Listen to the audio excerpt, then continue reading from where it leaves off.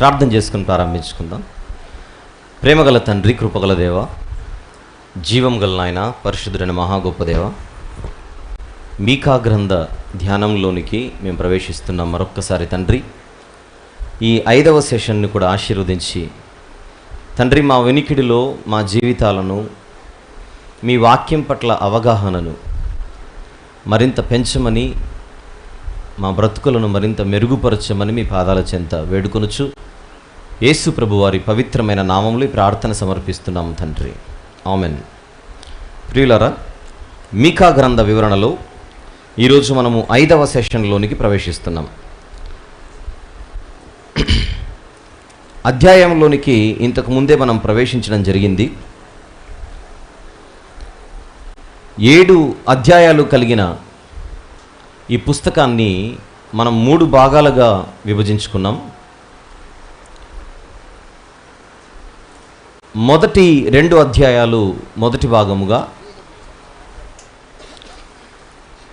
3-4 అధ్యాయాలు రెండవ భాగముగా, 6-7 అధ్యాయాలు మూడవ భాగంగా మనం విభజించుకున్నాం. 3 భాగాలుగా విభజించుకున్న ఈ పుస్తకాన్ని లేదా ఈ పుస్తకములో 6 సందేశాలను మనం నేర్చుకోబోతున్నామని నేను తెలియజేశాను. ఆ 6 సందేశాలలో ఇప్పుడు మనము మొదటి సందేశంలో ఉన్నాం. అది మనకు మొదటి భాగంలో కనబడుతోంది. ఎక్కడి నుంచి ఎక్కడి వరకు? మొదటి అధ్యాయము 2వ వచనము నుండి అదే అధ్యాయము 16వ వచనం వరకు. ఈ తొలి సందేశానికి ఒక చిన్న టైటిల్ కూడా మనం ఇచ్చుకున్నాం. ఏమిటది? తీర్పును గూర్చిన తొలి దేవోక్తి లేదా మొదటి దేవోక్తి. తీర్పును గూర్చిన లేదా దేవుని తీర్పును గూర్చిన. తీర్పు అనగానే ఇంకా దేవునిదే, అది రాయాల్సిన అవసరం కూడా లేదు. తీర్పును గూర్చిన తొలి దేవోక్తి లేదా మొదటి దేవోక్తి. ఎవరికి తీర్పు? నిన్నటి పాఠాలను లేదా ఎపిసోడ్స్ని మీరు మనసులో ఉంచుకుంటే, షోమ్రోనును గూర్చియు యెరూషలేమును గూర్చియు దేవుడు వెల్లడిపరుస్తున్న తీర్పు ప్రవక్త అయిన మీకా గారి ద్వారా. ఆ తీర్పును వినడానికి సకల జనులను ఆయన ఆహ్వానిస్తున్నాడు. సకల జనులతో పాటు సర్వ సృష్టిని వినమని చెబుతున్నాడు. ఆ సృష్టి యొక్క లక్షణాలు ఏంటో, మౌనంగా ఉన్నట్టుగా కనిపించే ఈ సృష్టి నిజానికి మౌనంగా లేదని, భూమి మీద బ్రతుకుతున్న మనుషుల ప్రతి చర్యను అది భద్రపరుస్తున్నదని లేదా రికార్డ్ చేస్తున్నదని, చరిత్రలో దైవజనులు ప్రజలకు ఏదైనా తెలియజేయాలనుకున్నప్పుడు సాక్షులుగా భూమిని ఆకాశమును నిలబెట్టారని నిన్నటి ఎపిసోడ్లో మనం మాట్లాడుకున్నాం. అది మనం మాట్లాడుకున్నది, మనం ఎంతో భయభక్తులతో బ్రతకాలి, లేదంటే భయంకరంగా దేవుని ఎదుట దొరికిపోతాము అని మనల్ని మనం హెచ్చరించుకోవడానికి. ఇక దానిని కొనసాగిస్తూ మనం ముందుకెళ్దాం. ఈరోజు మీకా గ్రంథం మొదటి అధ్యాయము 2వ వచనం నుండి కిందికి వెళ్దాం. సకల జనులారా ఆలకించుడి, భూమి నీవును నీలోనున్న సమస్తమును చెవియొగ్గి వినుడి. ముందుకెళ్లే ముందుగా ఒక మాట చెప్పాలి ఇక్కడ. భూమి నీవును నీలోనున్న సమస్తమును అంటే భూమి ఒకటే కాదు, భూమి మీద ఉన్న ప్రతి అణువు కూడా వినగలుగుతుందని అర్థం. నీలోనున్న సమస్తమును అంటే అర్థం ఏంటి? అంతా, అన్నీ. అది సృష్టిలో దేవుడు పెట్టిన ఒక గొప్ప లక్షణం. వెళ్దాం, అది మాట్లాడుకున్నాం కనుక. ప్రభువగు యెహోవా మీ మీద సాక్ష్యము పలుకబోచున్నాడు. సృష్టియే సాక్ష్యం అంటేనే మనకు భయం వేస్తుంటే, ఏకంగా దేవుడే సాక్షిగా నిలబడుతున్నాడు. పగవాడై, విరోధై. దేవుడు ఎప్పుడు మన పక్షాన నిలబడితే మనకు ఆనందం, కానీ మనకు విరోధైతే మాత్రం భయంకరమవుతుంది. బైబిల్లో కొన్ని పదాలు ఉంటాయి. మీరు తేడాగా గనుక ప్రవర్తిస్తే నేను మీకు పగవాడనై విరోధిని అవుతానని అంటాడు. ఆ రెండు మాటలు చూసి మనం ఇక్కడికి వద్దాం. లేవియాకాండము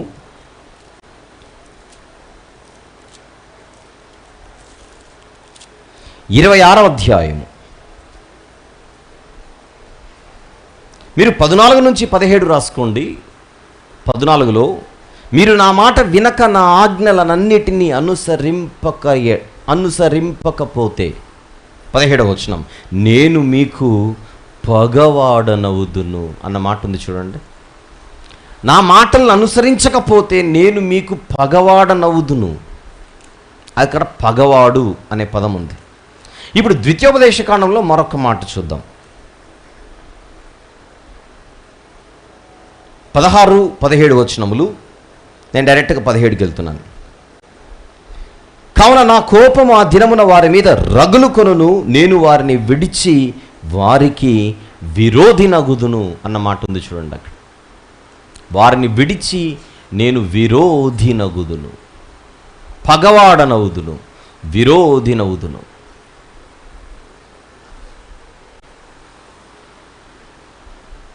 షోమ్రోనుకు యెరూషలేముకు పడుతున్న గతి ఇదే. దేవునికి వారు విరోధులవ్వగా దేవుడు వారికి విరోధైపోయాడు. అందుకే ఈ తీర్పు. మీకా గ్రంథం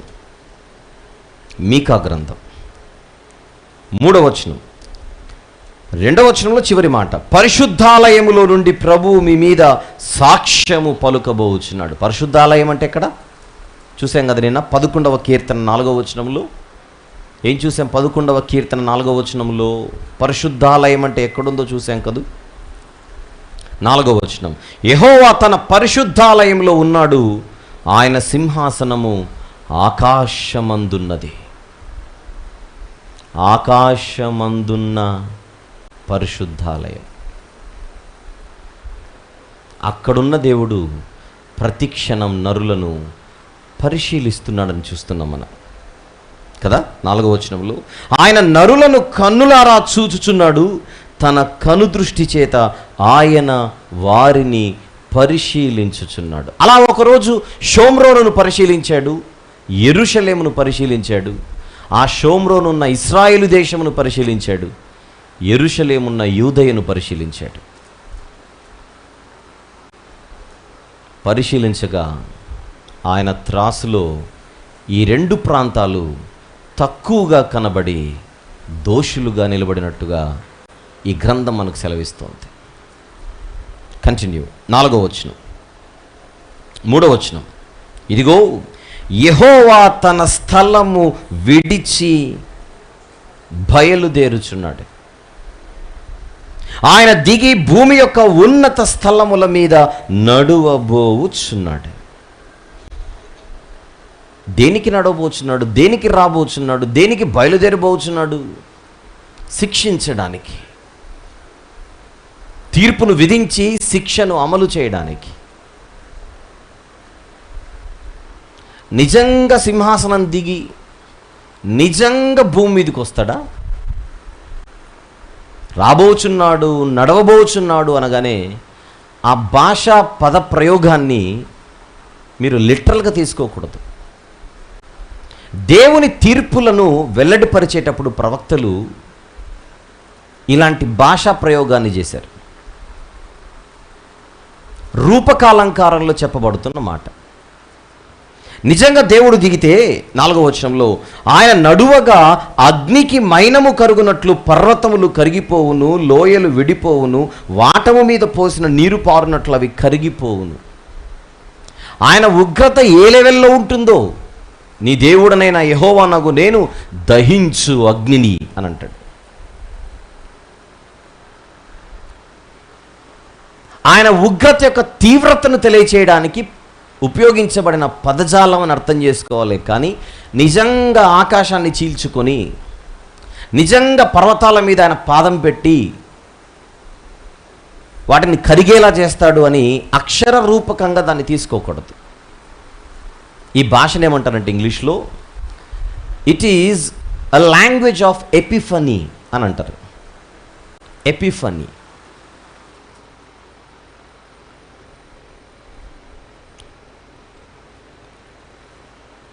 కొన్ని సందర్భాలలో దేవుని తీర్పుల గురించి మాట్లాడేటప్పుడు మిగిలిన ప్రవక్తలు కూడా అలాంటి పదప్రయోగాన్ని చేశారు. చూద్దాం ఒకసారి అలాంటి పదప్రయోగాన్ని. జెఫన్యా గ్రంథం తీద్దాం.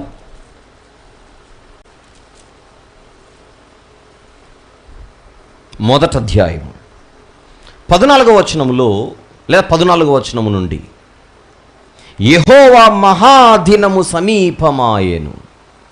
అంటే యెహోవా దినం అన్నమాట. అది యెహోవా దినము సమీపమై అతి శీఘ్రముగా వచ్చుచున్నది. ఆలకించుడి, యెహోవా దినము వచ్చుచున్నది.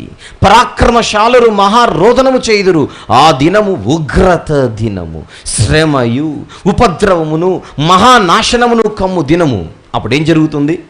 ఆ ఉగ్రత కుమ్మరించబడే దినాన్ని ఏం జరుగుతుంది?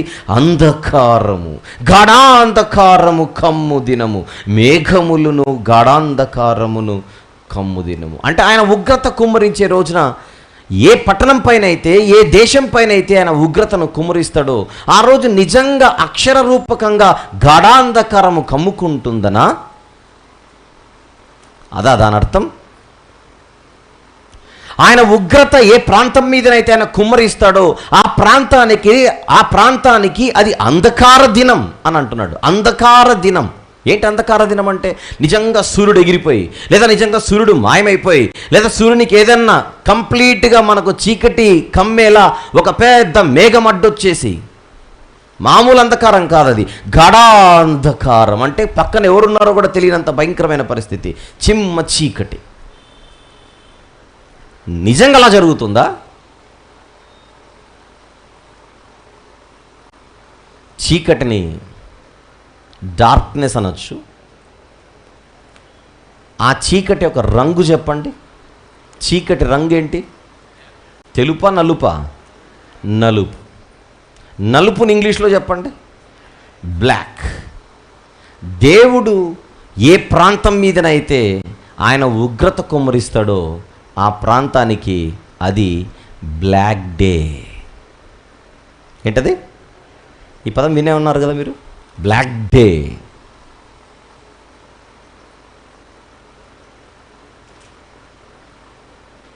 భారతదేశంలో ఒక మసీదును కూల్చేసిన దినాన్ని ప్రతి సంవత్సరం దాన్ని ఏమిగా పరిగణిస్తున్నారు ఈరోజు?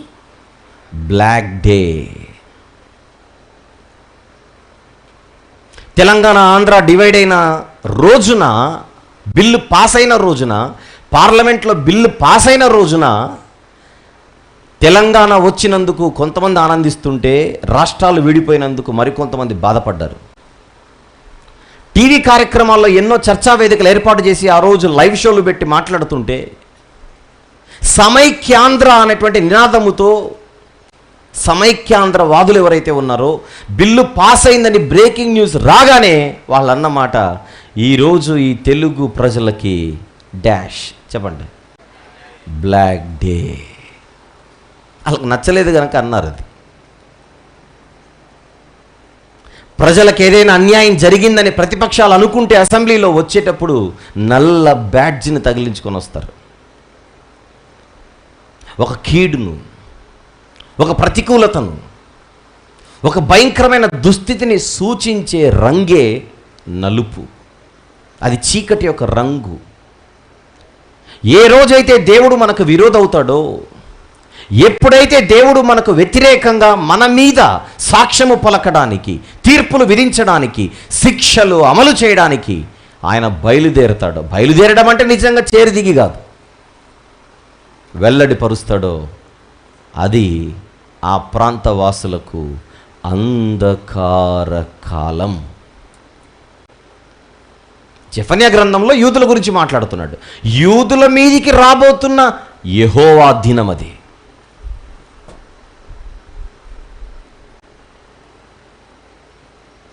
కానీ దేవుడు యూదులకు, ఇశ్రాయేలీయులకు మాత్రమే కాదు అన్యజనులకు కూడా తీర్పులు విధించాడు చాలా సందర్భాలలో.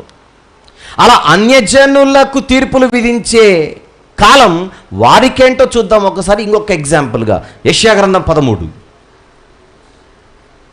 యెషయా గ్రంథము 13వ అధ్యాయం. ఎవరి గురించో తెలుసుకోవడానికి మొదటి వచనం చూద్దాం. ఆమోజు కుమారుడైన యెషయాకు బబులోను గూర్చి ప్రత్యక్షమైన దేవోక్తి. ఆమోజు కుమారుడైన యెషయా, ఆయనకు ప్రత్యక్షమైన బబులోను గూర్చిన దేవోక్తి ఏమిటది? 6వ వచనం చూద్దాం. ఏమిటది? యెహోవా దినము వచ్చుచున్నది. ఎవరి మీదికి? ఎవరి మీదికి? యూదుల మీదికా? యూదుల మీదికా? కాదు. జెఫన్యా గ్రంథంలో చదివినది యూదుల గురించి. ఇప్పుడు యెషయా గ్రంథంలో చదువుచున్నది బబులోను గురించి. యెహోవా దినము వచ్చుచున్నది, ఘోషించుడి, అది ప్రళయము వలె సర్వశక్తుడగు దేవుని యొద్ద నుండి వచ్చును. 9వ వచనం. 9 యెహోవా దినము వచ్చుచున్నది, దేశమును పాడు చేయుటకు, పాపులను బొత్తిగా దానిలో ఉండకుండా నశింపచేయుటకు, క్రూరమైన ఉగ్రతతోను ప్రచండమైన కోపముతోను అది వచ్చును. అది వచ్చినప్పుడు ఏమవుతుంది? 10వ వచనంలో అది వచ్చినప్పుడు ఏం జరుగును? ఆకాశ నక్షత్రములను నక్షత్ర రాసులను తమ వెలుగు ప్రకాశింపనీయవు. ఉదయకాలమున సూర్యునికి చీకటి కమ్మును, చంద్రుడు ప్రకాశించడు.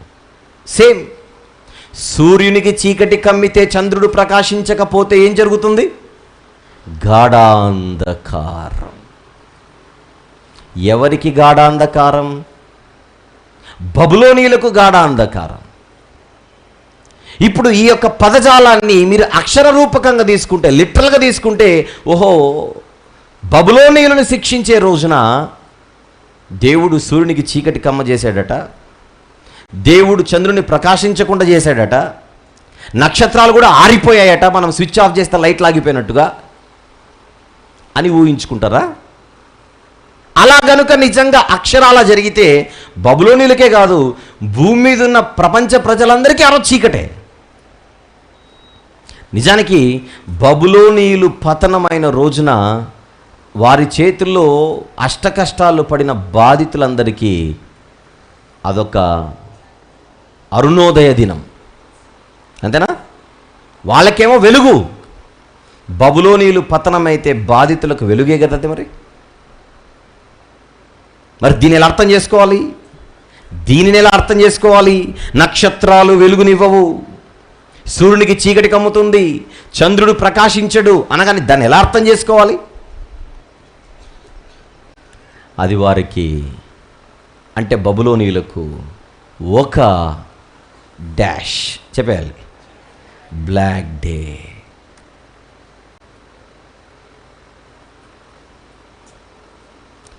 బైబిల్ని ఆలోచించేటప్పుడు అలా ఆలోచించాలి. ఇది నేను ఇంతకుముందు ఐ థింక్ యోవేలు గ్రంథం చెప్పేటప్పుడు ఇవన్నీ చెప్పాను. మీరు ఇంతకీ గ్రంథాలు ఫాలో అవుతుండండి. మీరు ఫాలో అవుతుంటే రాబోయే కాలంలో మీరు వినే గ్రంథాలన్నీ కూడా ఈజీగా అర్థమైపోతుంటాయి. దట్టు గ్రంథ వివరణ అనేసరికి మీరు ముందే మానసికంగా ప్రిపేర్ అయ్యి మొదటి భాగం మొదటి మాట నుంచి చివరి భాగం చివరి మాట వరకు మీరు వింటేనే గ్రంథం అర్థమవుతుంది. ఏదో మొదటి 2 రోజులు లేదు, తర్వాత 2 రోజులు లేదా లాస్ట్ 2 రోజులు ఈ లెక్కలు వేసుకుంటే ఇక్కడ కుదరవు. గ్రంథాలకు అవి కుదరవు. జాగ్రత్తగా నేర్చుకోవాలి, జాగ్రత్తగా నేర్చుకోవాలి.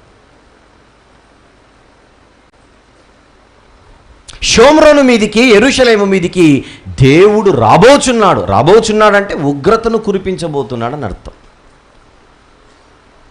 దానికోసం ఆయన నడువగా పర్వతములు కరిగిపోవును, అలాంటి పదజాలాన్ని వాడాడు. ఇంకొన్ని చూద్దాం ఒకసారి. నహూము గ్రంథం దయచేసి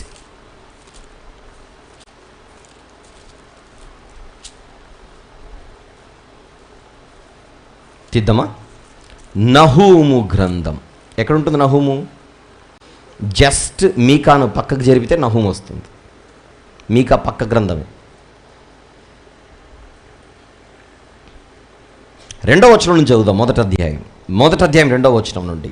యెహోవా రోషము గలవాడై ప్రతీకారము చేయవాడు, యెహోవా ప్రతీకారము చేయును. ఎవరి గురించి మాట్లాడుతున్నాడు ఇది? మొదటి వచనం చూడండి, ఎవరి గురించో. నీనెవెను గూర్చిన దేవోక్తి. అంటే అష్షూరీయులు. నీనెవె అంటే ఎవరు? అష్షూరు రాజధాని. జెఫన్యాలో యూదులు, యెషయాలో బబులోనీయులు, నహూములో అష్షూరీయులు. అంటే భాషను ఎలా అర్థం చేసుకోవాలో చెప్పడానికి ఎగ్జాంపుల్గా ఇస్తున్నాను అది. 2వ వచనం. యెహోవా రోషము గలవాడై ప్రతీకారము చేయవాడు, యెహోవా ప్రతీకారము చేయును. ఆయన మహోగ్రత గలవాడు, యెహోవా తన శత్రువులకు ప్రతీకారము చేయును, తనకు విరోధులైన వారి మీద కోపముంచుకొనును. 3వ వచనం. ఆయన దీర్ఘశాంతుడు, మహాబలము గలవాడు, ఆయన దోషులను నిర్దోషులుగా ఎంచడు. యెహోవా తుఫానులోను సుడిగాలిలోను వచ్చువాడు, మేఘములు ఆయనకు పాదధూళిగా ఉన్నవి. ఆయన సముద్రమును గద్దించి ఆరిపోజేయును, నదులన్నిటినీ ఆయన ఎండిపోజేయును. 5వ వచనంకి వచ్చేద్దాం డైరెక్ట్గా. పోనీ బాషానును కర్మెలును వాడిపోవును, లెబానోను పుష్పం వాడిపోవును. ఆయనకు భయపడి పర్వతములు కంపించును, కొండలు కరిగిపోవును. ఆ పదజాలాన్ని చూపించడానికి ఇక్కడికి వస్తున్నాను. నహూము గ్రంథం స్టార్ట్ చేయట్లేదు ఇప్పుడు. కొండలు కరిగిపోవును. ఆయన ఎదుట భూమి కంపించును, లోకమును అందరి నివాసులందరూ వణికిపోతారు. ఆ తీవ్రత, ఆయన ఉగ్రత యొక్క తీవ్రతను వర్ణిస్తున్న తీరు, ఆ పదజాలాన్ని చూసిన తర్వాతనైనా అమ్మో అని మనిషి భయము నుండి పాపము చేయకుండా జాగ్రత్త పడడానికి దేవుడు తన ప్రవక్తల ద్వారా హెచ్చరిస్తున్న తీరిది. అదే మనం మీకాలో చూస్తున్నాం ఇప్పుడు. మొదటి అధ్యాయంలో 3వ వచనం. యెహోవా తన స్థలము విడిచి బయలుదేరుచున్నాడు, ఆయన దిగి భూమి యొక్క ఉన్నత స్థలముల మీద నడువబోవుచున్నాడు. ఉన్నత స్థలములు. బైబిల్లో ఉన్నత స్థలాలకి 2 అర్థాలు ఉన్నాయి. ఇది మనం ఎప్పుడు మనసులో పెట్టుకోవాలి. బైబిల్లో ఎక్కడైనా ఉన్నత స్థలములు అనగానే ఇది ఏ అర్థంలో ఉన్నదో అని ప్రశ్న వేసి దాన్ని ఆలోచించాలి. సహజంగా భూమి యొక్క ఉన్నత స్థలములు అంటే పర్వతాలు, అంతే కదా. భూమికి ఎత్తుగా ఉండేదేంటి? అవే ఉన్నత స్థలాలు. పీక్స్, ఉన్నత శిఖరం.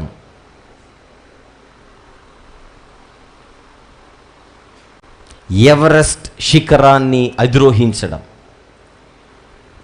ఉన్నత స్థలములవి. వీటిని భౌగోళిక ఉన్నత స్థలాలు. ఉన్నత స్థలాలను ఇంగ్లీష్లో హై ప్లేసెస్ అని అంటారు.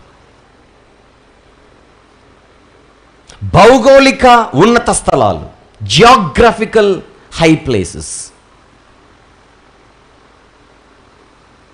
మనం కొంచెం మేఘాల వరకు వెళ్ళి పైకి భూమిని ఫోటో తీస్తే ఎత్తుగా ఏం కనపడతాయి? అక్కడ పర్వతం ఉంటే పర్వతమే అన్నిటికంటే ఎత్తుగా కనపడుతుంది. కొన్ని సందర్భాలలో అక్షరాల దానిని మనము ఇది పర్వతం గురించి మాట్లాడుతున్నాడు, కొండల గురించి మాట్లాడుతున్నాడు, పర్వత శిఖరాల గురించి మాట్లాడుతున్నాడు అని మనం తీసుకోవాలి. మరికొన్ని సందర్భాలలో ఉన్నత స్థలాలకి వేరే భావం ఉంటుంది, వేరే అర్థం ఉంటుంది. అది మనం కాసేపట్లో మనం వింటాం.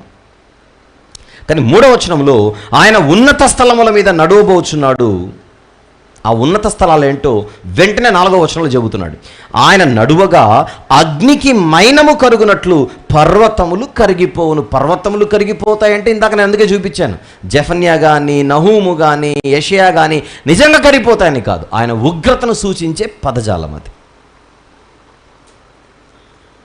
అదేనా?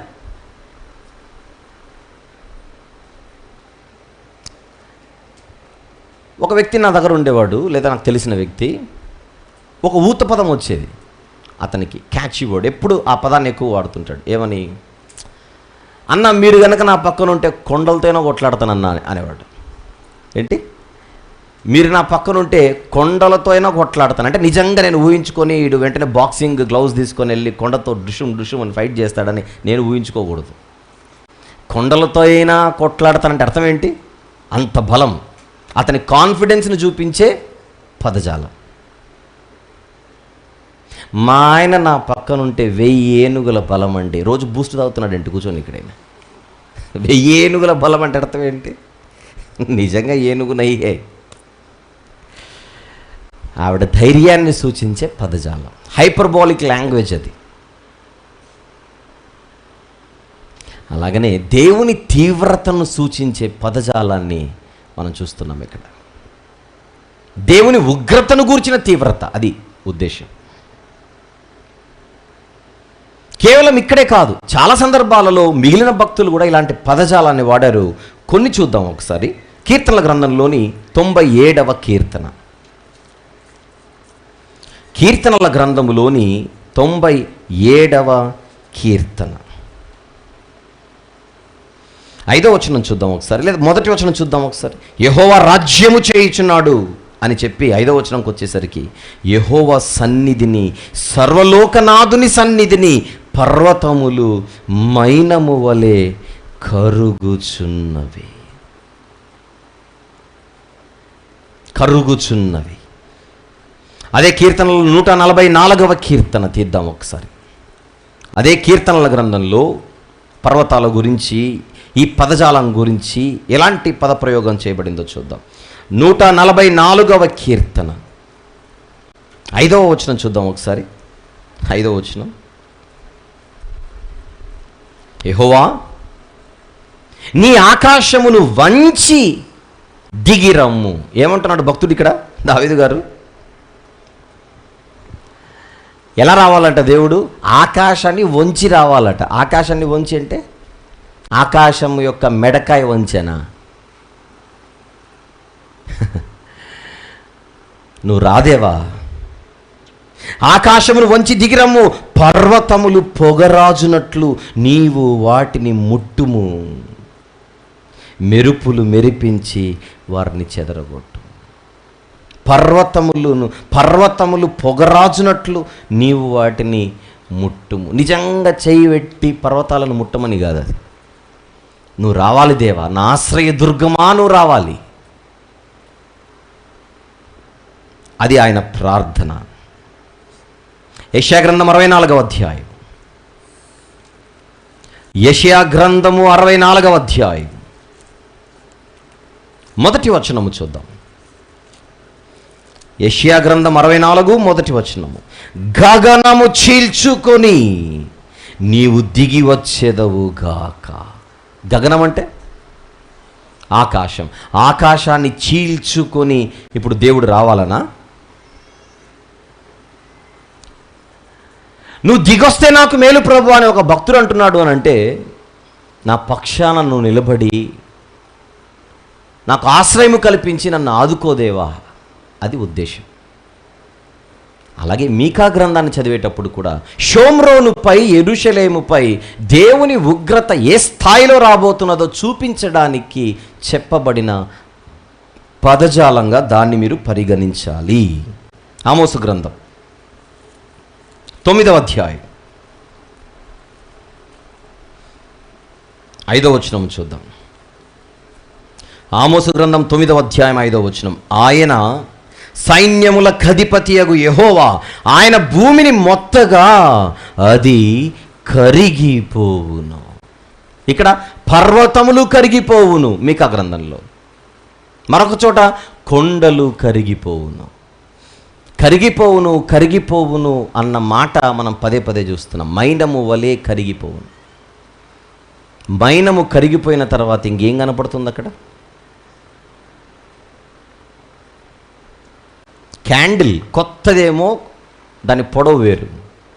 అగ్నికి కరిగి కరిగి కరిగి కరిగి కరిగి కరిగి అలా నేలమట్టమైపోతుంది. మైనము కరిగిన తర్వాత ఎలాగైతే నేలమట్టం అవుతుందో, దేవుడు ఏ ప్రాంతాన్నైనా మొత్తితే అది నేలమట్టం అవ్వాల్సిందే, మట్టి కరవవలసిందే. అలాంటి భావముతో చెప్పబడుతున్న మాటలు అవి. అలాంటి దేవునిని మనం విరోధిగా చేసుకుంటేలా? అలాంటి దేవునిని మనము పగవాడుగా చేసుకుంటే ఎలా?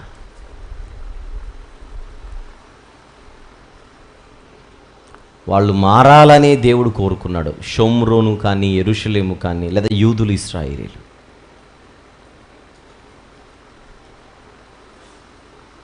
కానీ ఎన్ని మార్లు గద్దించినా వారు వినకపోతే ఆయనకి రంగములోనికి దిగక తప్పదు, రింగులోకి రాక తప్పదు. నేను ఈ మాటలు చెబుతుంటే మీరందరూ మీకా గారి కాలంలోనే ఇంకా ఉన్నారు కదా, అలా వినకూడదు వాక్యం. మీకు ఏం ఆలోచనలు పుట్టాలి ఇప్పుడు? అలాంటి దేవుడు మారకపోతే వారిని ఆ రీతిగా శిక్షించిన దేవుడు, నేను కూడా మారకపోతే నా గతి కూడా అదే కదా. ఆ క్వశ్చన్ పుట్టకపోతే మీరు వింటున్నందుకు ప్రయోజనం ఉండదు. మనల్ని కూడా ఎంతమంది ఎన్ని మార్లు హెచ్చరించలేదు? చిన్ననాట నుండి హెచ్చరిస్తూనే ఉన్నారు. మార్చుకోవాల్సిన ఉంటే మార్చుకోవాలి, మారవలసిన అవసరం ఉంటే మారాలి. మారు మనసు పొంది పాపక్షమాపణ నిమిత్తం ఏం చేయాలి? బాప్తిస్మం తీసుకోవాలి. ఎంతమంది చెప్పలేదు? ఇంతమంది చెప్పినా మనం మారట్లేదంటే కారణం ఏంటి? ఏమవుతుందో చూద్దాములే అన్న ధీమానా, ఎల్ఐసిలో పొరపాటున బీమా ఉందనా,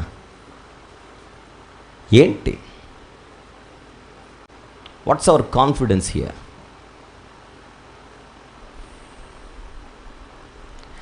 ఆయన మనకు విరోధైతే ఇక బతకడం కూడా జరగదు. అంతవరకు తెచ్చుకోకూడదు మనిషి, అంతవరకు తెచ్చుకోకూడదు. గతాన్ని నెమరు వేసుకుంటూ వర్తమానాన్ని సరి చేసుకోవాలి.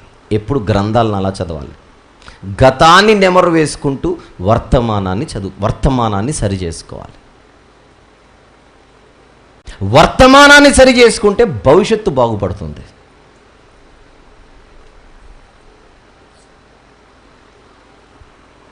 చూద్దాం మళ్ళీ మీకాలో. అగ్నికి మైనము కరుగునట్లు పర్వతములు కరిగిపోవును, లోయలు విడిపోవును, వాటము మీద పోసిన నీరు పారునట్లు అవి కరిగి పారును. వాటము మీద పోసిన నీరు అంటే అర్థం ఏంటి? వాటము అంటే అర్థం ఏంటి? స్లోప్లో పై నీళ్ళు పోసామంటే నీళ్ళు కిందికి వెళ్తాయి. వాటము మీద నీరు పోసినట్లు పర్వతాలైనా కొండలైనా కరిగి అవి పారుకుంటూ వెళ్ళిపోతాయట, ఉండాల్సిన చోట ఉండకుండా.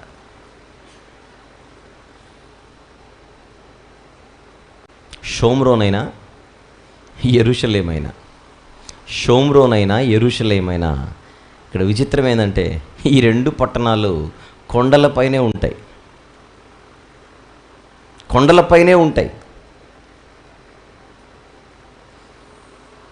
కానీ దేవుడు దెబ్బ కొడితే కొండ మీద ఉన్నోళ్ళు దారి చూసుకొని, వాటము మీద నీరు ఎలాగైతే జారిపోతుందో ఆ ప్రాంతం నుంచి మీరు జారిపోవాల్సిందే, ఉండలేరు. వాటము మీద నీరు పోస్తే నీరు ఎలాగైతే నిలవదో మీ ప్రాంతాల్లో మీరు ఉండలేరు. కొండ మీద ఉన్నాగా మమ్మల్ని కొట్టేవాడెవడు అన్న ధీమా ఉంటే పనికిరాదు.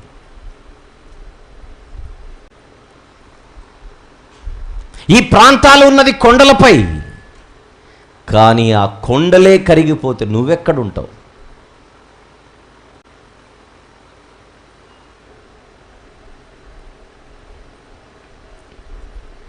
మరొక్కసారి చదువుకుందాం 4వ వచనం. ఆయన నడువగా అగ్నికి మైనము కరుగునట్లు పర్వతములు కరిగిపోవును, లోయలు విడిపోవును, వాటము మీద పోసిన నీరు పారునట్లు అవి కరిగి పారును. త్వరలో ఇశ్రాయేలీల గతిని సూచిస్తున్న మాటలవి. శత్రువులు ఇశ్రాయేలీలపై దాడి చేస్తే వారి అడ్రస్ ఎలాగా గల్లంతవుతుందో చెబుతున్న మాటలవి, పదజాలం అది. ఏమంటున్నాడు 5వ వచనంలో చూద్దాం. యాకోబు సంతతి చేసిన తిరుగుబాటును బట్టి, ఇశ్రాయేలు సంతతి వారి పాపములను బట్టి ఇదంతయు సంభవించును.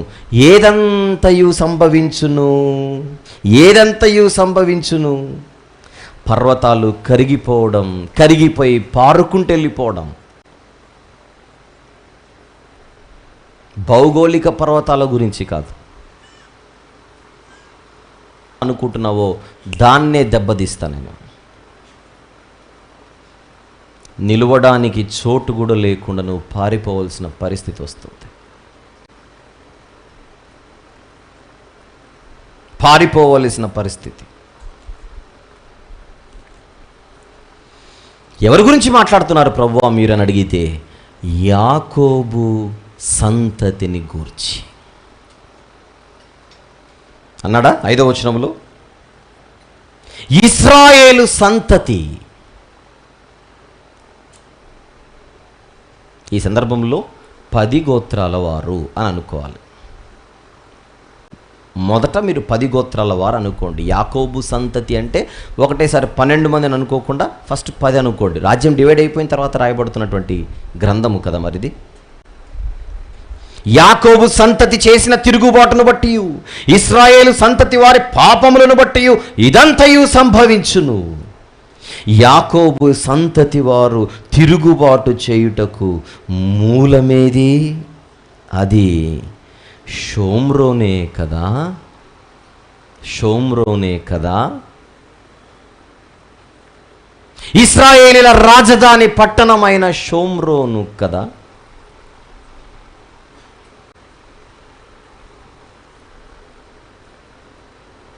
షోమ్రోన్ ఎక్కడుందో చూద్దాం. భౌగోళికంగా షోమ్రోను ఎలాంటి ప్రాంతంలో ఉందో ఒక్కసారి బైబిల్లో చూద్దాం. రాజుల మొదటి గ్రంథం. ఈలోపు ఒకసారి తెర మీద అలాంటి ఇమేజ్ ఉంటే చూపించు. షోమ్రోను చూపించు. షోమ్రోను చూపించి ఒకసారి పాతకాలపు షోమ్రోను చూడండి. ఏన్షియంట్ షోమ్రోన్ ఇన్ ఇంగ్లీష్లో సమేరియా అని అంటారు. చూద్దాం ఒకసారి.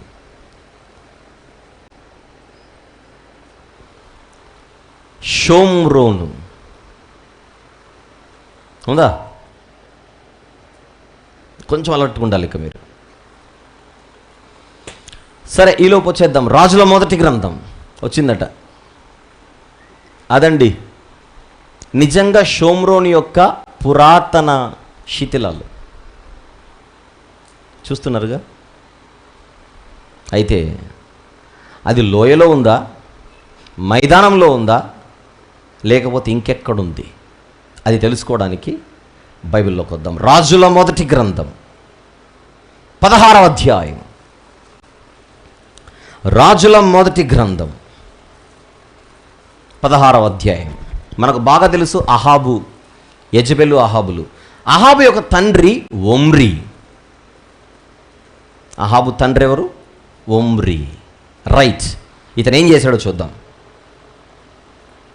24వ వచనం, 16వ అధ్యాయం 24వ వచనం. అతడు అంటే ఒమ్రీ షెమెరునొద్ద షోమ్రోను కొండను 4 మణుగుల వెండికి కొనుక్కొని ఆ కొండ మీద పట్టణం ఒకటి కట్టించి ఆ కొండ యజమానుడైన షెమెరు అను అతని పేరును బట్టి తాను కట్టించిన పట్టణమునకు షోమ్రోను అను పేరు పెట్టెను. షోమ్రోను అనగా ఫుట్నోట్లో సమరియా. అంటే షోమ్రోన్ ఎక్కడుంది చూస్తున్నారుగా? కొండ మీద పట్టణం అది. షోమ్రోన్ ఎక్కడుంది? ఇది కొండ మీద ఉన్న పట్టణం.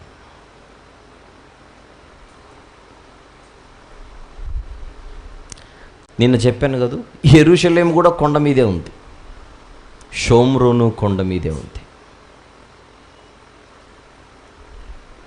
అసలు దేవునికి వాళ్ళు అనుకూలంగా, విధేయులుగా, భక్తులుగా ఆయననే అంటి పెట్టుకొని బ్రతికితే ఆ కొండ మీద నుండి వీరిని దింపేవారెవరు? చూడ్డానికి కూడా కొండ మీద పట్టణం అంటే అది చూడ్డానికి ఎంత గంభీరంగా ఉంటుంది. ఎవడైనా దాన్ని చూడాలంటే ఇక తలకాయ పైకి ఎత్తాల్సిందే. అలాంటి స్థితి షోమ్రోనుది. కానీ ఈ కొండ మీద ఉన్న ఈ పట్టణం దేవునిని శత్రువుగా చేసుకుంది. కాపాడుతుందా ఈ కొండ? మరి కాపాడదు. కొండ మీదుండి కొండంత బలం ఉంది అని అనుకున్నదేమో షోమ్రోను. కొండ మీద నుండి కొండంత బలం ఉంది అనుకుంటోంది షోమ్రోను. ఎదోమీయులు కూడా అంతే, వాళ్ళు కొండలలో నివసించేవారే.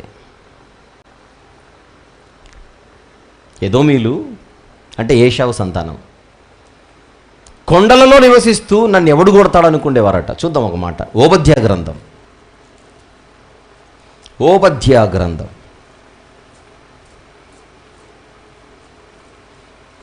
1 అధ్యాయం ఉంటుంది, 3వ వచనం చూద్దాం. 1 అధ్యాయం ఉంటుంది, 3వ వచనం. అత్యున్నతమైన పర్వతముల మీద ఆసీనుడయుండి కొండ సందులలో నివసించువాడా ఎదోము. వాళ్ళు షెయిరు పర్వతారణ్యములో, షెయిరు కొండలలో, షెయిరు అరణ్యములో వారు నివసిస్తూ ఆ కొండలలో ఉంటూ వాళ్ళు అనుకుంటున్నారు, నన్ను క్రిందికి పడద్రోయగలవాడు ఎవడని అనుకునువాడా. అది ఎదోమీయుల గర్వం. నీ హృదయపు గర్వము చేత నీవు మోసపోతివి. పక్షిరాజు గూడంత ఎత్తున నివాసము చేసుకుని నక్షత్రములలో నీవు దాన్ని కట్టినను అచ్చట నుండి నేను నిన్ను క్రింద పడవేతును. ఇదే యెహోవా వాక్కు. సృష్టికర్త నుంచి నిన్ను తప్పించడానికి సృష్టి సరిపోతుందా? సరిపోదు. కొండ మీద ఉన్న ఈ పట్టణం దేవునికి విరోధి అయి ఆయన తీర్పులను ఆహ్వానించి ఎదుర్కొంటోంది. ఇప్పుడు ఒకవేళ మన జీవితంలో కూడా ఈరోజు కొండలాంటి బలము మనకేమైనా ఉందేమో, దేన్నో చూసి మనం బలం బలం బలం అనుకుంటున్నామేమో. కొంతమందికి డబ్బులు ఎక్కువ ఉన్నాయనుకోండి, ఇంకా పట్టలేం. దీని ఏ బలం అంటారు? ధన బలం. డబ్బుంటే దేని దింపొచ్చట? కొండ మీదున్న కోతినైనా దింపొచ్చట. నేను వస్తాను, ఎవరైనా తీసుకొని రండి, మళ్ళీ ఇస్తాను, నేను ఇస్తాను డబ్బులు, కొండ మీద కోతిని తీసుకొని రండి అంటారు. అంతే. డబ్బుతో అన్నీ చేయొచ్చా? డబ్బుతో అన్నీ చేయొచ్చా? ఎడమవైపు చొక్కాకు జేబు ఉంటుంది, జేబులో డబ్బులు ఉంటాయి. జేబు వెనకల గుండెకాయ ఉంటుంది. దానికి అటాక్ అయితే హార్ట్ అటాక్ అంటారు. జేబు వెనకల గుండెకు అటాక్ అయితే జేబులోని డబ్బులు కాపాడలేకపోతున్నాయే కదా. ఆయన ఎలా చచ్చిపోయారండి? హార్ట్ స్ట్రోక్ అండి. డబ్బులు లేవేంటి? ఉన్నా చచ్చిపోయాడు. నీ దగ్గరున్న సొమ్ము నీ ఒంటినే కాపాడలేకపోతుంది. దాన్నా నువ్వు నమ్ముకున్నది, దానినా నువ్వు నమ్ముకున్నది ధనబలమని. కొంతమందికి డబ్బులుంటే మహాగర్వం. దేవుడు కనపడ్డు, ఆ దైవదాసులు కనపడరు, దేవుని పిల్లలు కనబడరు. నోటికి ఎంతొస్తే అంత మాట్లాడడమే, నోటికి ఎంతొస్తే అంత మాట్లాడడమే. ఏంటి నీ దగ్గరున్న బలం? ధనం.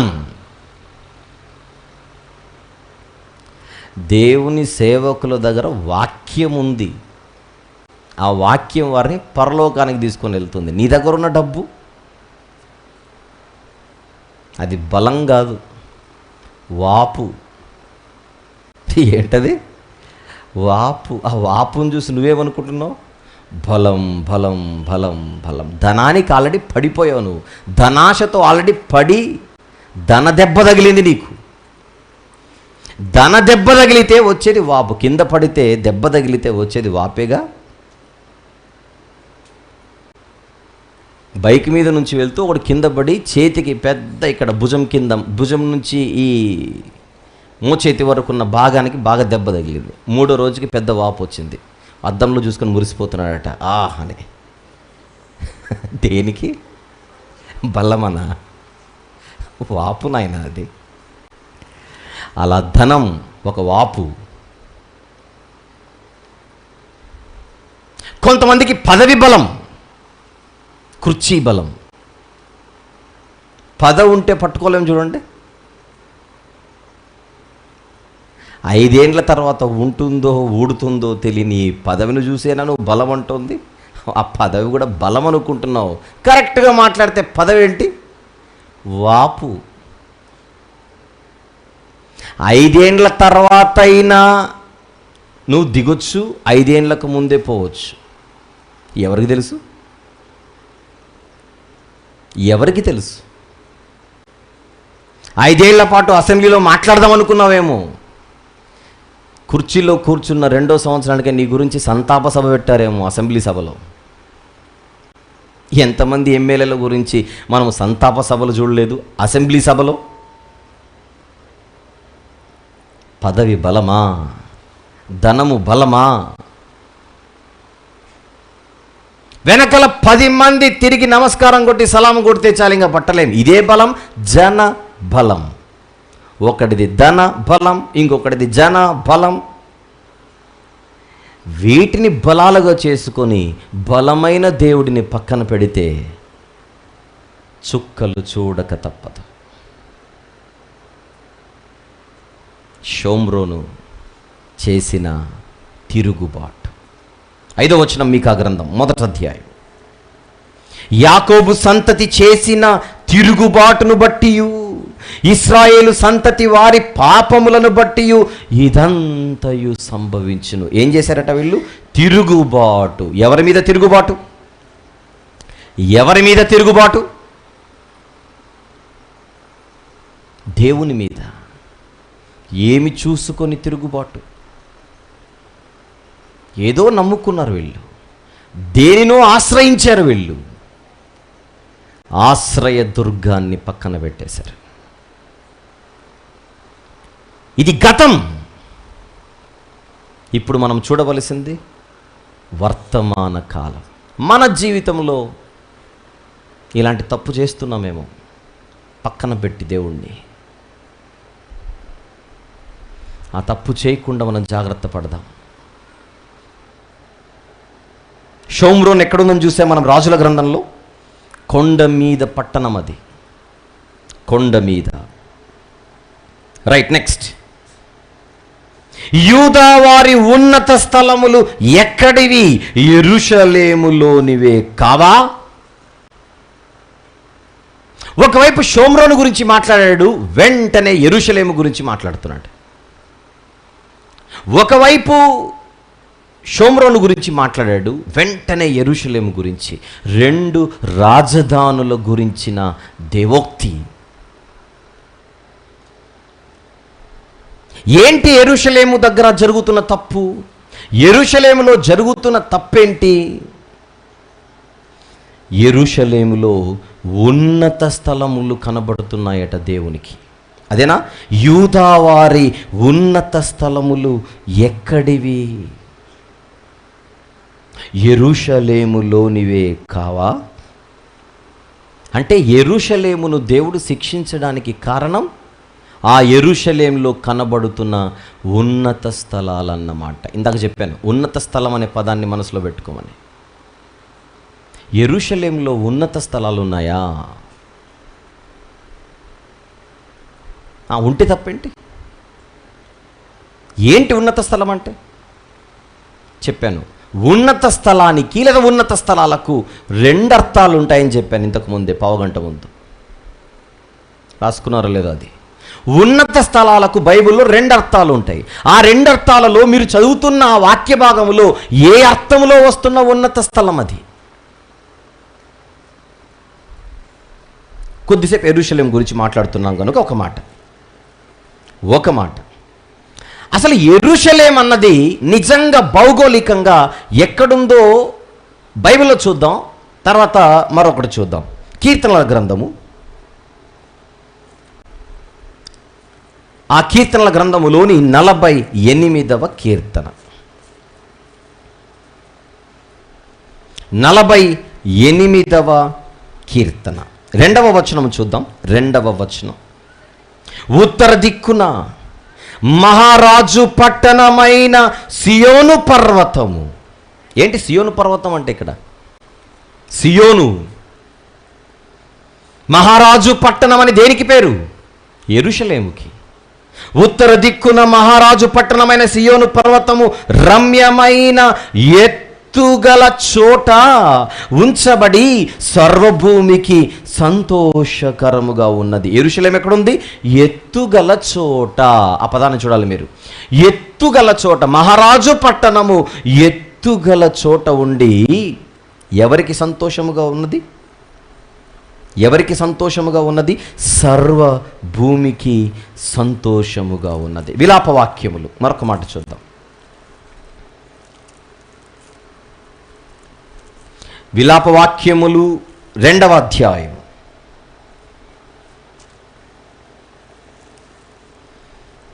15వ వచనము చూద్దాం. 15వ వచనం. త్రోవను వెళ్ళు వారందరూ నిన్ను చూచి చప్పట్లు కొట్టెదరు. వారు యెరూషలేము కుమారుని చూచి పరిపూర్ణ సౌందర్యము గల పట్టణమనియు సర్వభూనివాసులకు ఆనందకరమైన నగరి అనియు. ఒకప్పుడు దీని గురించిన వాళ్ళు మాట్లాడుకుందని ఎగతాళిగా మాట్లాడతారని విలాపవాక్యంలోని సందర్భం. కాకపోతే జనులు యెరూషలేము గురించి ఎలాంటి మాటలు మాట్లాడేవారో అక్కడ చెబుతున్నాడు. అది గమనిద్దాం. ఏమని? పరిపూర్ణ సౌందర్యము గల పట్టణమనియు సర్వభూనివాసులకు ఆనందకరమైన నగరమది. నగరమది.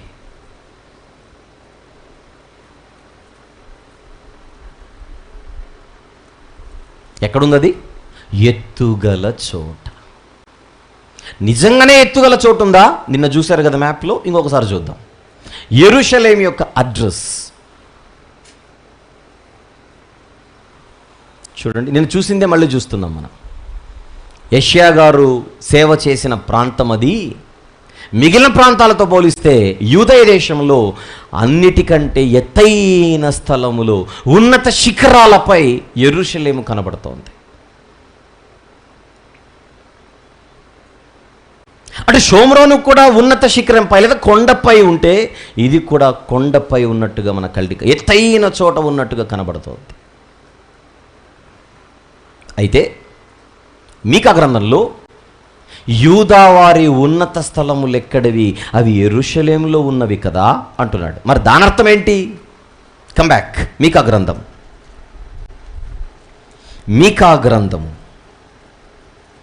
1వ అధ్యాయం 5వ వచనంలో యూదావారి ఉన్నత స్థలములు ఎక్కడివి? యెరూషలేములోనివే కావా? ఆల్రెడీ యెరూషలేమే ఉన్నత స్థలములో ఉంది. ఆ ఉన్నత స్థలములో మళ్ళీ ఉన్నత స్థలాలేంటి? అదేంటో తెలుసుకునే ముందుగా ఇంకొక వచనం చూద్దాం. ఇంకొక వచనం. దేవుడు ఇశ్రాయేలీయులను ఉన్నత స్థానంలో ఉంచాలని ఆశపడినట్టుగా పాత నిబంధనలో ఒక మాట చూద్దాం. ద్వితీయోపదేశకాండము 33వ అధ్యాయం 32 చూద్దాం. ముందుగా ద్వితీయోపదేశకాండము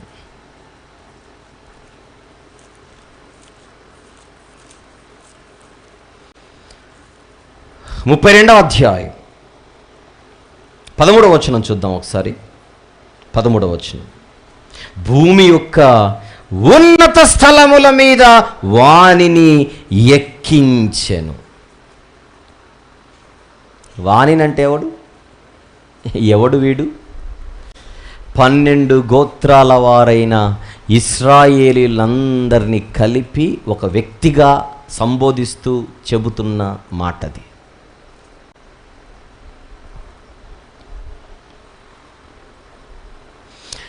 ఇశ్రాయేలుకు మరొక పేరుందండోయ్. అది యెషూరు. యెషూరు అంటే ఇశ్రాయేలు. ఉన్నత శిఖరాలపై ఉన్నత స్థలముల మీద వానిని ఎక్కిస్తే, అంటే ఇశ్రాయేల్ని ఎక్కిస్తే 15వ వచనం చూద్దాం. అదే అధ్యాయం 15వ వచనం. యెషూరును, ఫుట్నోట్లో ఇశ్రాయేలు, యెషూరును క్రొవ్వినవాడై కాలు జాడించెను. పైన కూర్చోబెట్టాడట వీళ్ళని తీసుకొని వెళ్ళి. ఆ పైన కూర్చోబెడితే ఏమెక్కిందట? వీళ్ళకి కొవ్వెక్కిందట. మోషే గారు చెబుతున్నాడు, నన్ను చూడకండి సీరియస్గా. ఎంత మాట అన్నాడు రా అని. అది మోషే గారు చెబుతున్న మాట. నేను మరణించిన తర్వాత మీ భవిష్యత్తు ఎలా ఉంటుందో చెబుతాను. అది దేవుడే చెప్పాడు నాకు. నేను పోయిన తర్వాత దేవుడు తన బాహుబలముతో తీసుకొని బయటకు వచ్చి మిమ్మల్ని ఉన్నత స్థలముల మీద కూర్చోబెడితే మీకేమొస్తుంది? క్రొవ్వెక్కి యెషూరును క్రొవ్వినవాడై కాలు జాడించెను, నీవు క్రొవ్వి బలిసి మందుడవైతివి.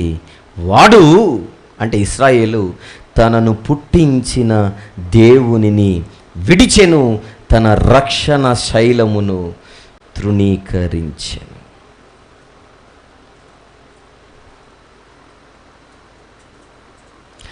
జరగబోయే సంగతిని మోషే గారు ముందే చెబుతున్నాడు, ప్రవక్త గనుక.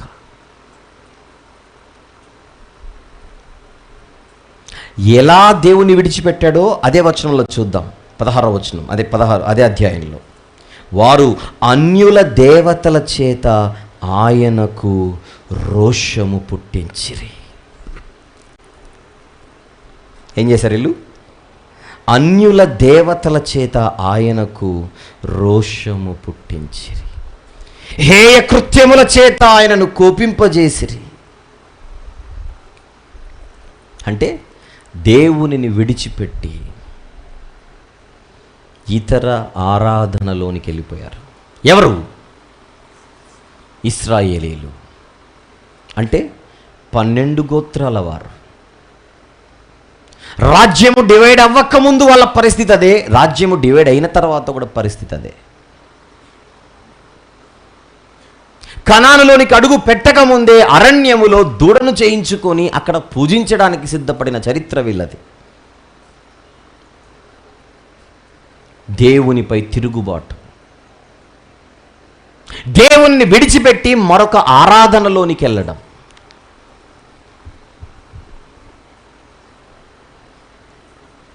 ఇప్పుడు అన్యుల గురించి ఒక మాట చెబుతాను. అంటే అక్కడున్న అన్యులు, మీరు ఇండియాలో ఉన్న అన్యుల గురించి ఆలోచించకండి. మనం మాట్లాడుతుంది బైబిల్.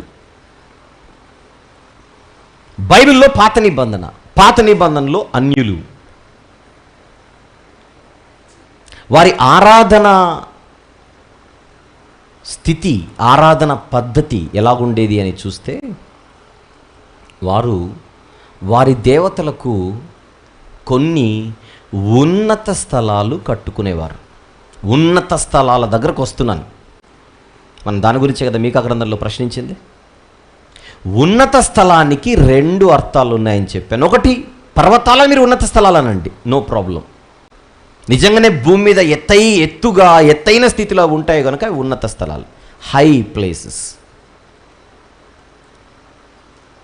అది మాత్రమే కాకుండా అన్యులు వారి దేవతలకు బలులు ఇవ్వడానికి, వారి దేవతలను పూజించడానికి వారి ప్రాంతాలలో కుదిరితే కొండలపై లేదా గుట్టలపై లేదా వాళ్ళ ఊర్లలో ఎక్కడో ఒక చోట కొన్ని ప్రత్యేకమైన కట్టడాలు ఏర్పరచుకునేవారు. వాటిని ఉన్నత స్థలాలు అని అంటారు. ఉదాహరణకు ఉన్నత స్థలాలు అంటే ఏదో పెద్ద బిల్డింగ్ అంత ఉంటాయని కాదు. ఇప్పుడు ఈ టెంట్ కిందనే చూడండి, మీరందరూ కూర్చున్న ప్రాంతం మైదానం లాగుంది. ఆ మైదానములో మీటింగ్ కోసం, తరగతుల కోసం ఇక్కడ ఒకటి ఏర్పాటు చేశారు. ఏంటిది? స్టేజ్. మీరున్న ప్రాంతం కంటే ఇది ఎత్తుగా ఉందా, కిందికి దిగిందా? ఇది ఎత్తులో ఉంది, స్టేజ్ ఎత్తులో ఉంది. మీ కంటికి ఇది ఎలా కనపడాలి? ఇప్పుడు ఇది ఒక ఉన్నత స్థలం, హై ప్లేస్. ఉన్నత స్థలాన్ని ఏమంటాం? హై ప్లేస్ అంటాం. ఇప్పుడు ఇదే ఒక ఉన్నత స్థలం అనుకోండి, కొద్దిసేపు ఇదే ఒక ఉన్నత స్థలం అనుకోండి. వాళ్ళు ఏం చేసేవాళ్ళు అంటే, మీకు నీట్గా కనపడిపోతుంది. ఈ కింద కార్పెట్ ఇవన్నీ తీసామనుకోండి, కింద స్టేజ్ నీట్గా కనపడిపోతుంది మీకు, బల్లలు కింద మొత్తం సపోర్ట్ అంతా. దాని మీద ఒక చిన్న బలిపీఠం కట్టి, ఆ బలిపీఠం పక్కన ఒక రాతితోనో ఒక చెక్కతోనో ఒక ఆకారాన్ని నిర్మించి, అది దూడ కావచ్చు, లేకపోతే ఇంకే రూపమైన కావచ్చు, ఏర్పరిచి ఆ ఉన్నత స్థలం అంటే ఇది, ఆ ఉన్నత స్థలంపై బలిపీఠం, ఆ బలిపీఠంపై అక్కడున్న ఆకారంలో కనబడుతున్న దేవునిగాను లేదా దేవతగాను పిలువబడుతున్న దానికి వీళ్ళు బలులు అర్పించేవారు, బలిపీఠము కట్టి. ఇవి కోకొల్లలుగా ఉండేవి, అన్యుల మధ్య కోకొల్లలుగా. అందుకే దేవుడు ఇశ్రాయేలీలతో ఒక్కసారి మీరు ఆ దేశాన్ని స్వాధీనపరుచుకున్న తర్వాత మీరు ఏం చేస్తారని ఆయన చెప్పాడో ఒక మాట చూద్దాం. ద్వితీయోపదేశకాండం అగైన్ 33వ అధ్యాయం. ద్వితీయోపదేశకాండము 33వ అధ్యాయం. దీవిస్తున్నాడు. 29వ వచనము చూద్దాం, చివరి వచనం. మోషే గారు మరణించే ముందు వారిని దీవిస్తున్నాడు. 32వ అధ్యాయంలో లెసన్ ఇచ్చి, క్లాస్ వీకి చెప్పాల్సినవని చెప్పి, ఇవ్వాల్సిన షంటింగ్లన్నీ ఇచ్చి వెళ్ళిపోయే ముందు ఆయన ఇస్తున్న చివరి సందేశం, ఆశీర్వాదం. ఇశ్రాయేలు 29వ వచనం, నీ భాగ్యం ఎంత గొప్పది, యెహోవా రక్షించిన నిన్ను పోలిన వాడెవడు, ఆయన నీకు సహాయకరమైన కేడెము, నీకు ఔన్నత్యమును కలిగించు ఖడ్గము, నీ శత్రువులు నీకు లోబడినట్లుగా వారు వేషము వేయుదురు, నీవు వారి ఉన్నత స్థలములను ఏమంటున్నాడు అక్కడ, త్రొక్కుదువు.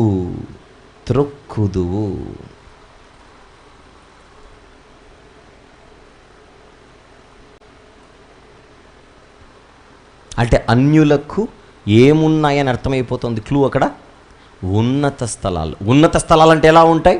ఇప్పుడు నేను చెప్పానుగా, దీన్ని మీరు ఊహించుకుంటే ఉన్నత స్థలం అలా ఉంటుంది.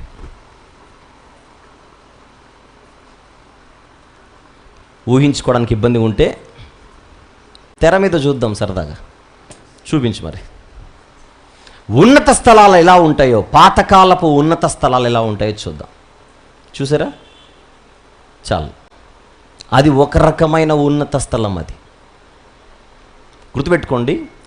ఉన్నత స్థలాలు అన్నవి కొండల మీద ఉండొచ్చు, చెప్పాలి, లేదా మైదానంలో ఉండొచ్చు, లేదా లోయలలో ఉండొచ్చు.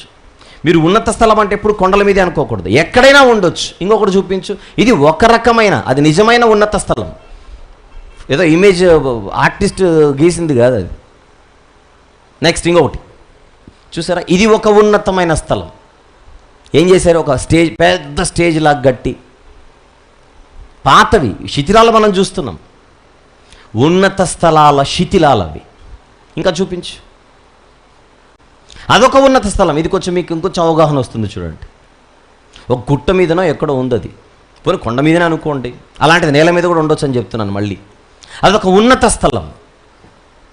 నేలకు కొంచెం ఎత్తులో దాన్ని కట్టి అక్కడ వాళ్ళు వారి దేవతలకు బలులు అర్పించేవారు. ఇంకా ఓకే, దీన్ని అలా ఉంచు. దీనికి ఒక చిన్న చరిత్ర. ఇప్పుడు మీరు కళ్ళ ముందు చూస్తున్న ఆ ఉన్నత స్థలం ఏదైతే ఉన్నదో, చెట్టు కింద కనపడుతుందా మీకు ఒక ఉన్నత స్థలం?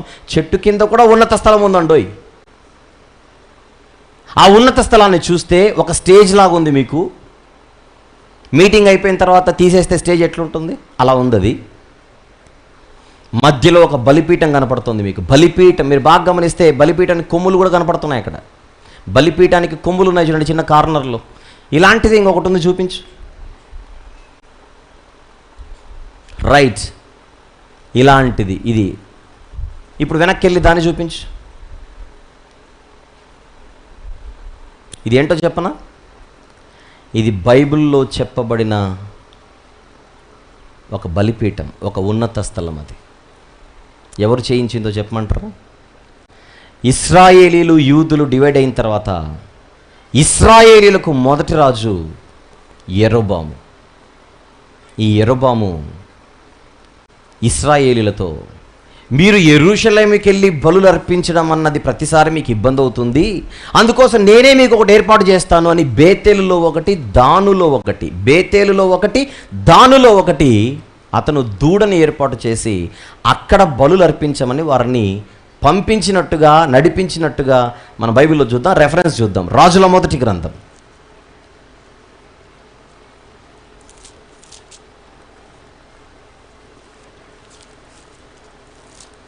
12వ అధ్యాయం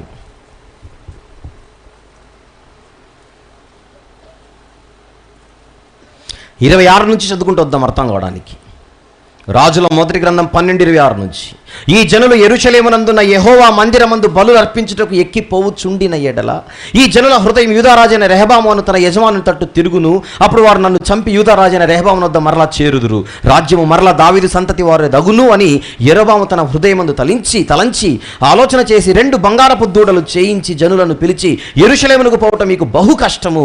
ఇశ్రాయేలు వారలారా, ఐగుప్తు దేశంలో నుండి మిమ్మల్ని రప్పించిన మీ దేవుడు ఇదే అని చెప్పి ఒకటి బేతేలు నందును ఒకటి దాను నందును ఉంచెను. దాను వరకు ఈ రెంటిలో ఒకదానిని జనులు పూజించుట వలన రాజు చేసిన కార్యము పాపమునకు కారణమాయెను. బేతేలులో ఒకటి, దానులో ఒకటి అతను ఏర్పాటు చేసిన బలిపీఠాలు, ఉన్నత స్థలాలు ఆ దూడ కోసం. ఇప్పుడు చూపించు మళ్ళీ. ఇప్పుడు మీరు తెర మీద చూస్తున్నది యెరొబాము దానులో చేయించిన ఒక ఉన్నత స్థలం. అది ఇంకా మార్చి ఇంకొకటి చూపించు. అంతేనా? డౌన్లోడ్ చేయలేదా? రైట్. ఇంకొకటి ఉంటుందిలేండి, లేకున్నా పర్లేదు, మీకు మ్యాటర్ అర్థమైపోయి ఉంటుంది. ఇది యెరొబాము యొక్క చేసిన బలి పీఠము, ఉన్నత స్థలాలు.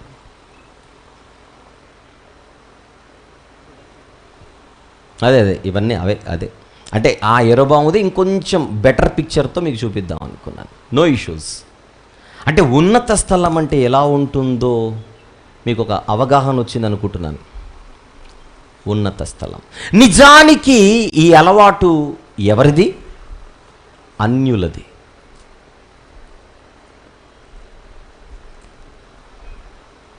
సరే, దేవుడు వీరిని నడిపిస్తున్నప్పుడు వీటి గురించి ఎలాంటి హెచ్చరికలు జారీ చేశాడో కొన్ని వచనాలు మనం ముందుగానే చూద్దాం. లేవియాకాండము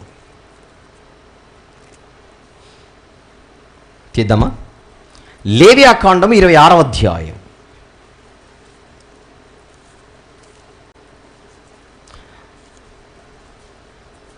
లేవియాకాండం 26.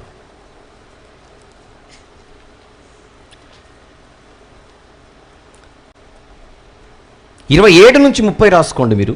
27 నుంచి 30, కానీ డైరెక్ట్గా 30కి వెళ్దాం. ఒకవేళ మీరు కనానులోనికి ప్రవేశించిన తర్వాత నన్ను విడిచిపెట్టి మీ కొరకు మీరు సొంతంగా ఉన్నత స్థలాలు కట్టుకుంటే, 30వ వచనం, నేను మీ ఉన్నత స్థలములను ఏం చేసేదను? పాడు చేసేదను. ఇక్కడ ఉన్నత స్థలాలు అనేసరికి మీకు ఇవి గుర్తుకు రావాలి, కొండలు పర్వతాలు గుర్తుకు రాకూడదు. సంఖ్యాకాండం